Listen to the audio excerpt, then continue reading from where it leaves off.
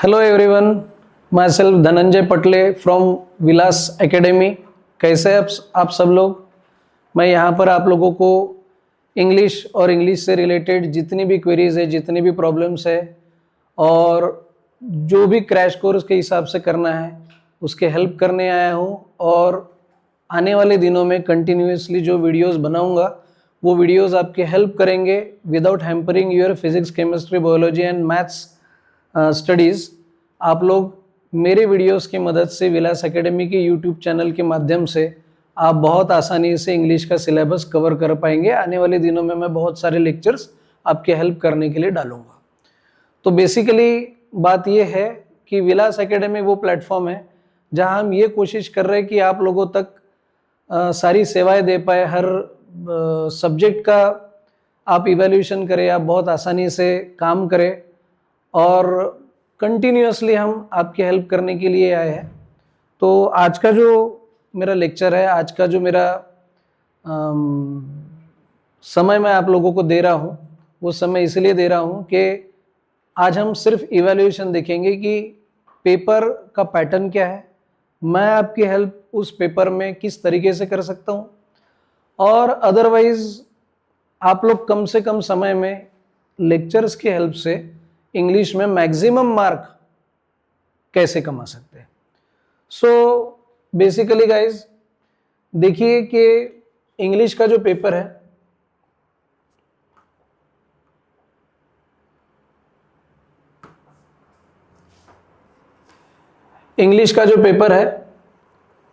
वो इंग्लिश का paper it consist of 80 marks. ये 80 मार्क्स का पेपर है और 80 मार्क्स को अगर मैं ब्रॉडली क्लासिफाइड करूं तो एक सेक्शन जो है वो 16 मार्क्स का है। 16 मार्क्स 5 सेक्शंस और ये 5 सेक्शंस आप लोगों को बताएंगे कि किस तरीके से ये इलेबोरेट किया हुआ है। मैं अभी पूरा का पूरा पेपर पैटर्न भी आपको बताऊंगा। पेपर पैटर्न के हिसाब से आप अपना प्रिपरेशन भी कर सकते हो और हेल्प लगेगी 100%। मैं आपकी हेल्प करने के लिए यहाँ पर आया हूँ। 16 मार्क्स के 5 सेक्शंस है। ये पांचों सेक्शंस में एक जो पहला सेक्शन है वो है प्रोज। ये प्रोज सेक्शन पे 16 मार्क्स है। इसमें ग्रामर भी है। एक सीन पैसेज आएगा और वो सीन पैसेज 12 मार्क्स का होगा। उसके बाद 3 मार्क का एक ग्रामर का और एक स्पॉट एरर का। अभी मैं पेपर पैटर्न आपको दिखाऊंगा तो आप आसानी से उसको इवेल्यूएट कर पाएंगे कि हम किस तरीके से बुक में टोटल 8 लेसन्स है और उन 8 लेसन्स में से कोई भी एक पैसेज आपको क्वेश्चन नंबर 1 में at the beginning of the paper आएगा और वो एक पैसेज से रिलेटेड क्वेश्चंस नीचे पूछे जाएंगे। 2 मार्क का ग्रामर रहेगा और वोकेबलरी सेक्शन भी रहेगा। तो 16 मार्क का जो प्रोज है इसमें 12 मार्क उस पैसेज पे रहेंगे, 3 मार्क्स का grammar plus 1 mark spot the error. तो इस तरीके से मैं ये बोल सकता हूँ कि प्रोज सेक्शन में टोटल 16 मार्क का वेटेज है जो बहुत ज़रूरी है। अगर हम पूरे लेसन्स सीखेंगे, लेसन्स में कौन सा पैसेज किस जगह पर है ये अगर पता चले तो और उस पैसेज में क्या है ये एक लाइन पढ़ने के बाद अगर हम ग्रिप कर ले तो बहुत आसानी से हम ये 16 मार्क पे ग्रिपिंग कर सकते हैं। इसके बाद जो सेकंड सेक्शन है वो है पोएट्री का सेक्शन। ये पोएट्री का सेक्शन 10+4 में बाइफरगेट है। 10 मार्क का जो सेक्शन है वो 10 मार्क का आपको सीन पोएट्री आएगी। उस पोएट्री पे क्वेश्चंस रहेंगे, उसमें ऑब्वियसली फिगर ऑफ स्पीच भी रहेगा और उसके बाद फिर एक पोयम दी रहेगी और उस पोयम पे एप्रिसिएशन पूछा जाएगा। तो ये एप्रिसिएशन भी बहुत ज़रूरी है। एप्रिसिएशन का वो पार्ट है कि जिसमें हमको उस पोयम से रिलेटेड सारी चीज़ें बतानी है, वो भी मैं आप लोगों को बताऊंगा। थर्ड जो सेक्शन है वो थर्ड सेक्शन इसके बाद होता है राइटिंग स्किल का। ये राइटिंग स्किल यहां भी 16 मार्क है। ये राइटिंग स्किल भी 16 मार्क का सेक्शन कंसिस्ट किए हुए है और बहुत इसका एक जो कंपोजिशन है राइटिंग स्किल का वो कुछ इस तरीके से है कि इसमें जो पहला क्वेश्चन पूछा जाता उसमें इंटरनल ऑप्शंस बहुत सारे होते हैं और you have to solve any one. एक ही सॉल्व करना है, ए और बी और C. Same second question, same third question और same fourth question. Each question consist of 4 marks. यहाँ भी हर क्वेश्चन पे 4 मार्क है, लेकिन इस इंटरनल ऑप्शन पे आपको एक ही सॉल्व करना है। वो क्या सॉल्व करना है ये मैं बताऊंगा। आप लोग सोचिए, अगर ये 4 टोटल क्वेश्चंस है और हर एक में अगर 3-3 आ रहे हैं, तो you have to prepare for almost 12 questions. और इसके अलावा भी और कुछ आ सकता है, तो ये मान के चलो कि राइटिंग स्किल के लिए हमको प्रिपरेशन करना है 15 अलग अलग टाइप के क्वेश्चंस के, जिसमें से कोई 12 आएंगे और जिसमें से कोई 1, 2, 3 और 4 सॉल्व करने हैं। यहां मैं आपकी हेल्प कर सकता हूं। यहाँ मैं आप लोगों को बताऊंगा कि पिक्यूलियर कौन सा क्वेश्चन सॉल्व करना है, ताकि आप अपना समय और बाकी चीज़ें बचाकर इस इंग्लिश के पेपर को आसानी से सॉल्व कर सके। ये राइटिंग स्किल का क्वेश्चन है और थोड़ा सा एक ट्रिकी टाइप का होता है, लेकिन अगर हम इसको थोड़ा सा समझदारी से और विद द प्रॉपर गाइडेंस अगर करेंगे तो बहुत आसानी से हम इसको सॉल्व कर सकते हैं। A B C D, first में भी इंटरनल ऑप्शन 3 में से एक, सेम बी में भी 3 में से एक, सी में 3 में से एक और डी में 3 में से एक। उसके बाद जो चौथा पार्ट होता है, जो फोर्थ पार्ट होता है, वो फोर्थ पार्ट होता है नॉवेल्स का। और ये नॉवेल्स के सेक्शन में आप जो क्वेश्चंस प्रिपेयर करेंगे, ये क्वेश्चंस आपको, पहला जो लेसन है नॉवेल्स में वो हिस्ट्री ऑफ नॉवेल्स है और इससे रिलेटेड 2 क्वेश्चंस आएंगे। और ये 2 क्वेश्चंस 2+2, मतलब यहां पे आप ये बात नोट करिए कि 2 मार्क का एक क्वेश्चन, यहां 2 मार्क का एक क्वेश्चन, फिर सेकंड एक नॉवेल है, फिर एक थर्ड नॉवेल है और एक फोर्थ नॉवेल है। और ये जो तीनों नॉवेल्स है ये समराइज करके लिखे हुए, ये समराइज करके बताए हुए। तो आप ये समझिए कि जहाँ पे 300-400 पेजेस के जो नॉवेल्स होते हैं, वो 300-400 पेजेस के नॉवेल्स समराइज करके 8 से 10 पेजेस में हमको दिए हुए हैं, सिनॉप्सिस लिखा हुआ है उसका, और सिर्फ 2 क्वेश्चंस पूछे जाएंगे, 2 मार्क्स ईच। हर नॉवेल पे 4 मार्क। ऑब्वियसली पहला हिस्ट्री ऑफ नॉवेल होने की वजह से मैं उसको नॉवेल की लिस्ट में इंक्लूड नहीं करूंगा, लेकिन जो बचे हुए 3 नॉवेल्स है, ये 3 नॉवेल्स बहुत पॉपुलर नॉवेल्स है, पॉपुलर ऑथर के नॉवेल्स है, और ये नॉवेल्स को समराइज करके हमको लेसन दिए हुए हैं। और उन लेसन को अगर हम प्रॉपरली पढ़ेंगे तो 2 मार्क के 2 क्वेश्चंस, 2 मार्क के 2 क्वेश्चंस रादर मैं बोलूँगा कि आप लोग आसानी से सॉल्व कर पाओगे। यहाँ मेरी हेल्प फिर एक बार लगेगी, क्योंकि जिस तरीके से ये समराइज की हुई ये नॉवेल्स समराइज करके और पढ़ के उसके क्वेश्चन के आंसर देना थोड़ा सा कठिन काम है। यहाँ मेरी हेल्प लगेगी, राइटिंग स्किल में मेरी हेल्प लगेगी, पोएट्री और उसके एप्रिसिएशन में मेरी हेल्प लगेगी। तो आने वाले दिनों में जितने लेक्चर्स होंगे, उन लेक्चर्स में मैं ये सारा का सारा इलैबोरेट करके आपको बता दूंगा। अब आप नोट कीजिए, टोटल मार्क्स है 80, जो मैं लिख चुका। अब इन 80 मार्क्स में से मैं अगर इनकी टोटल करूं तो स्टिल वी हैव 18 मार्क्स, अभी भी 18 मार्क्स बच रहे हैं। वो कहाँ के हैं? तो ये जो 18 मार्क्स है, ये 18 मार्क्स में अनसीन पैसेज जो है, वो अनसीन पैसेज आप नोट करिए कि अनसीन पैसेज एक रहेगा 12 मार्क्स का, लाइक दिस सीन पैसेज। ये सीन पैसेज का जिस तरीके से सेक्शन होता है, उसी तरीके का 12 मार्क का एक अनसीन पैसेज होता है। और ये अनसीन पैसेज 12 मार्क का लेने के बाद एक माइंड मैपिंग पे 3 मार्क का क्वेश्चन होता है और एक 3 मार्क का समरी, इस अनसीन पैसेज पे ही समरी, और फिर 3 मार्क्स के लिए माइंड मैपिंग का एक क्वेश्चन होता है। ये माइंड मैपिंग क्या है, हम लोगों के लिए एकदम नया सेक्शन है, यहाँ भी मैं आपके हेल्प कर सकता हूँ। रहा टाइमिंग का सवाल, तो टाइम आप देखना, टाइम मैनेजमेंट जो है इस पेपर में मैं आप लोगों को सिखाऊंगा कि किस तरीके से टाइम मैनेज करके हम ये सारी चीज़ें कर सकते हैं। इंग्लिश का पेपर लेंदी भी है, इंग्लिश का पेपर बहुत ज़्यादा वास्ट भी है, इंग्लिश का पेपर एक स्किलफुल नॉलेज के लिए भी है, और सबसे बड़ी बात जो आप लोगों के लिए इम्पॉर्टेंट है वो यानी स्कोरिंग है।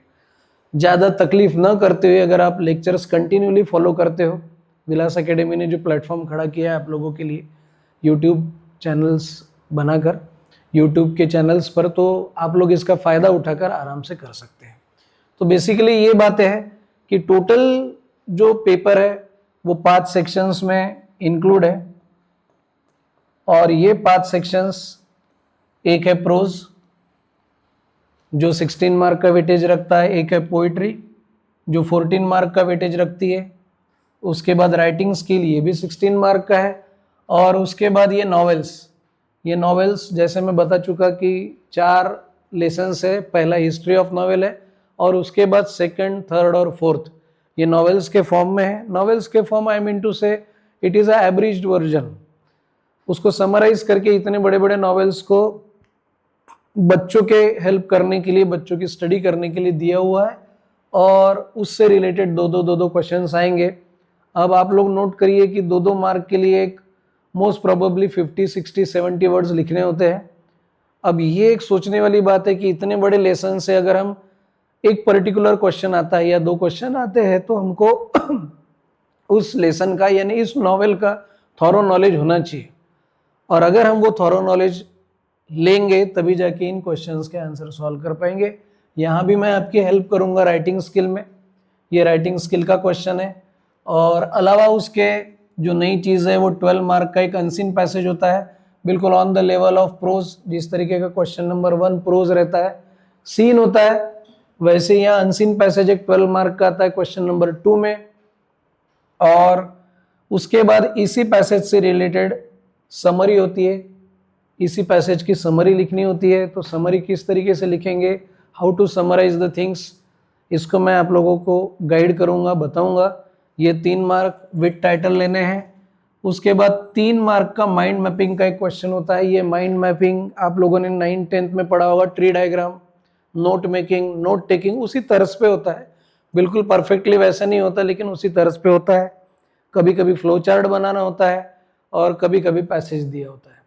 तो ये पूरा का पूरा जो पैटर्न है ये वेटेज रखता है 80 मार्क्स का। 20 मार्क्स इंटरनल रहेंगे, और 20 मार्क्स इंटरनल रहने के बाद 20 मार्क्स इंटरनल रहने के बाद जो टोटल मार्क की स्कीम है वो 100 मार्क्स की है।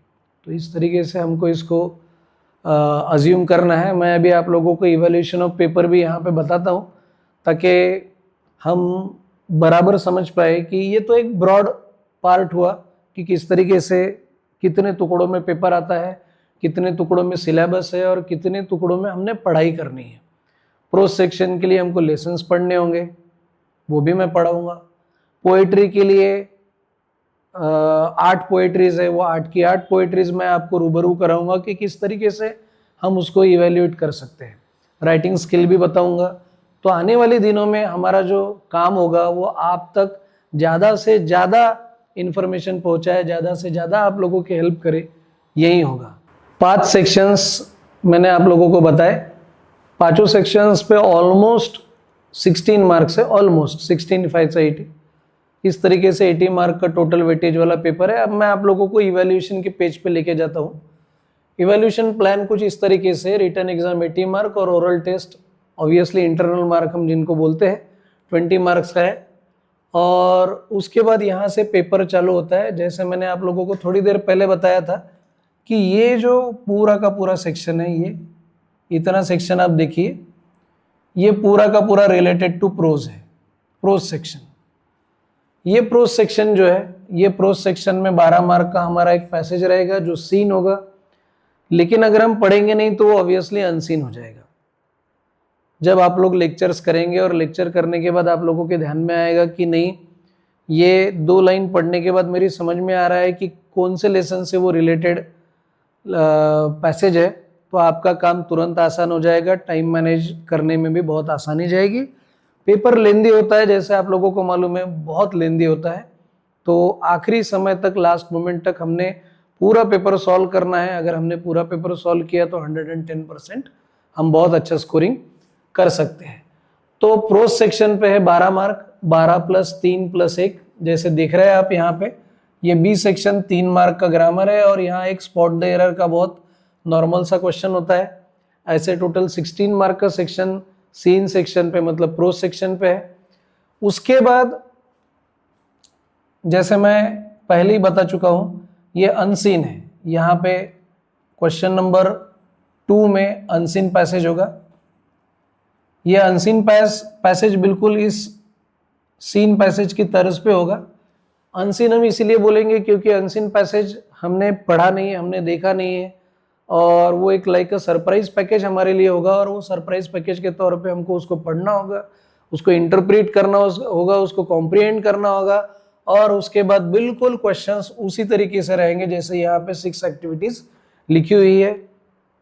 6 एक्टिविटीज में शॉर्ट आंसर क्वेश्चंस, देन एक वेरी शॉर्ट होता है, एक शॉर्ट होता है, 2 to 3 लाइन्स वाला होता है, एक पर्सनल रिस्पॉन्स का क्वेश्चन होता है, फिर ग्रामर होता है, और उसके बाद वोकेबलरी पर भी कुछ वेटेज होता है।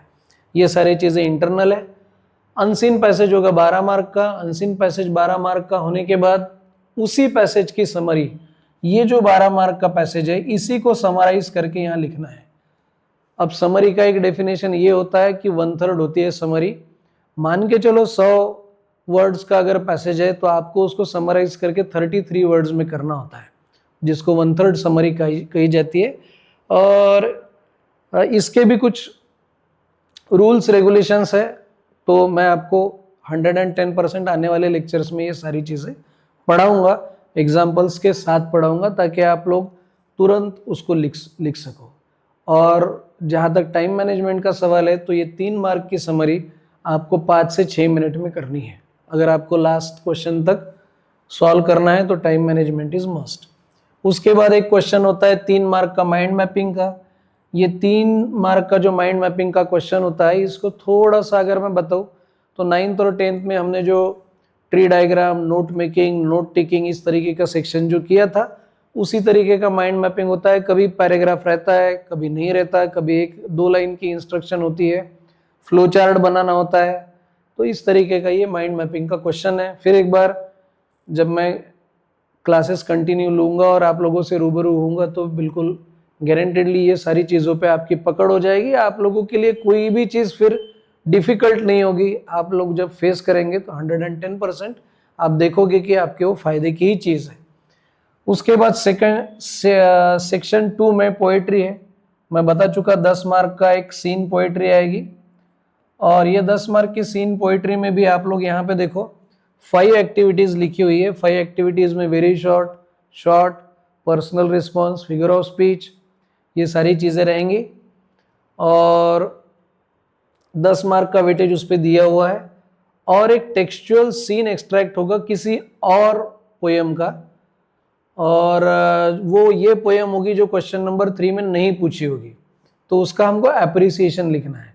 अब ये एप्रिसिएशन क्या है, ये हमारे लिए नया है, ये सेक्शन नया है, लेकिन वेटेज बहुत है। 4 मार्क का वेटेज होता है एप्रिसिएशन का, जिसको 2 तरीके से लिख सकते हैं हम। एक तो लर्न करके बाय हार्ट लर्न कर लो, घोट लो, और दूसरा तरीका उस पोइट्री को अच्छे से समझ लो, और उसके बाद अपने इन योर ओन वर्ड्स आराम से हम इसको लिख सकते हैं।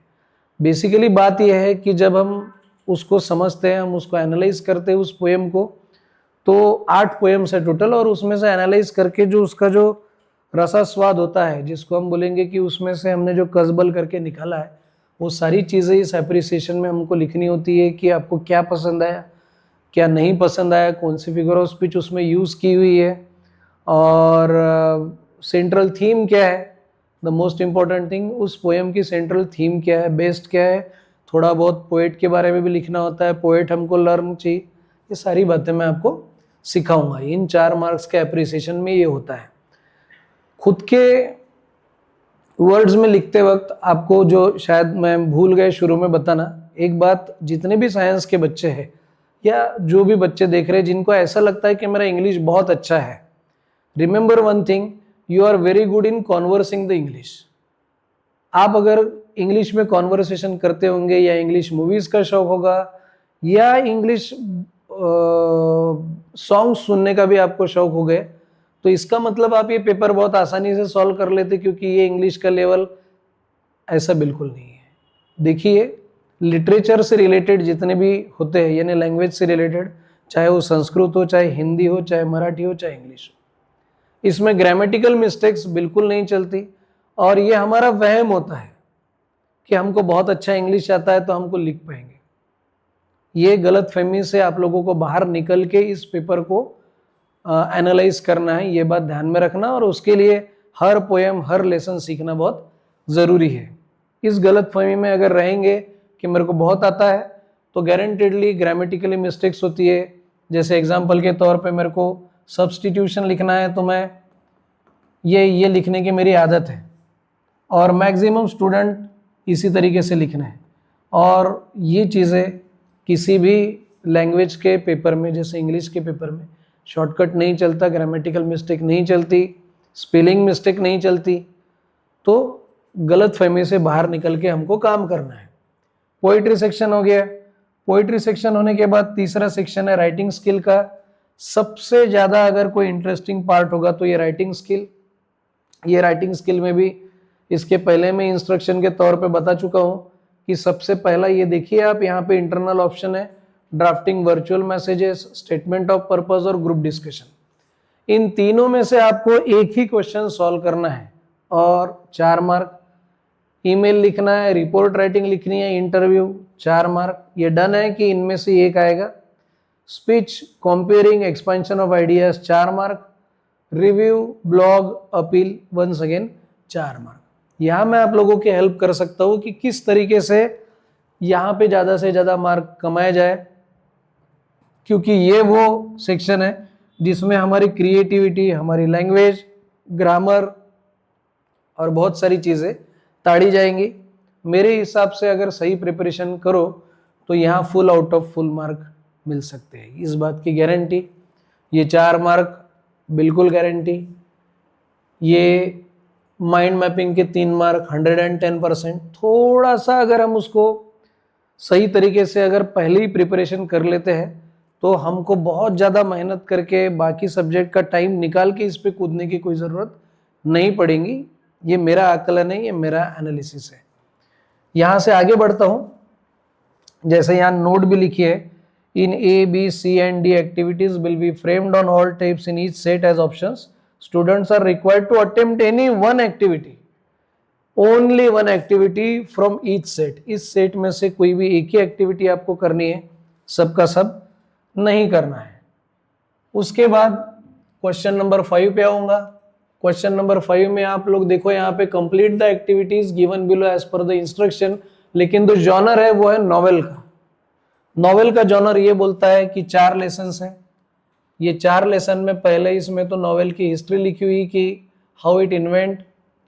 उसके बाद पहला नॉवेल किसने लिखा, किस कंट्री में नॉवेल्स आए, इंडियन नॉवेल्स की हिस्ट्री, इंडियन नॉवेल ऑथर्स, उनकी परंपरा कहाँ से चली है, ये सारा का सारा इस पहले लेसन में है। एक्टिविटीज ऑन MCQ भी आते हैं, match the column, chronological order, fill in the blanks, true or false, element of novel or any other novel activity। ठीक है। Activities on history of English novel 2 mark, activity of history of English novel 2 mark. ये हो गया question number 1 का। और उसके बाद फिर यहाँ से ये 4 और ये 4 में आप लोग नोट करो, ये वाले ये क्वेश्चंस है। यहाँ से 2 क्वेश्चंस, यहाँ से 2 क्वेश्चंस, यहां से भी 2 क्वेश्चंस। हर नॉवेल से आपको 2 क्वेश्चंस मिलेंगे। ए में हिस्ट्री ऑफ नॉवेल 2 मार्क, यहाँ पे fill in the blanks, match the pair, किसी भी तरीके से पूछ सकते। फॉर एग्जांपल 4 बुक्स लिखी हुई है और मैच द पेयर में यहाँ उनके ऑथर्स लिखे हुए हैं। अब ये सारी चीज़ें कब समझ में आएंगी, जब हम उसको थॉरोली पढ़ेंगे। थॉरोली पढ़ने का वक्त है नहीं है, हम हैं आप लोगों के साथ।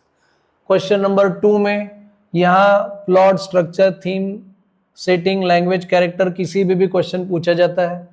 इलुस्ट्रेट करना होता है, इंटरप्रेट करना होता है, नैरेट करना होता है, justify, find, identify, discuss, name, contrast, कुछ भी आप जितना चाहोगे उतने टाइप से ये क्वेश्चंस पूछा जा सकता। नॉवेल बहुत बड़े बड़े हैं, हमको समराइज फॉर्म में दिया है, तो हमको हर कैरेक्टर से रूबरू होना पड़ेगा जब हम इन नॉवेल्स को पढ़ेंगे।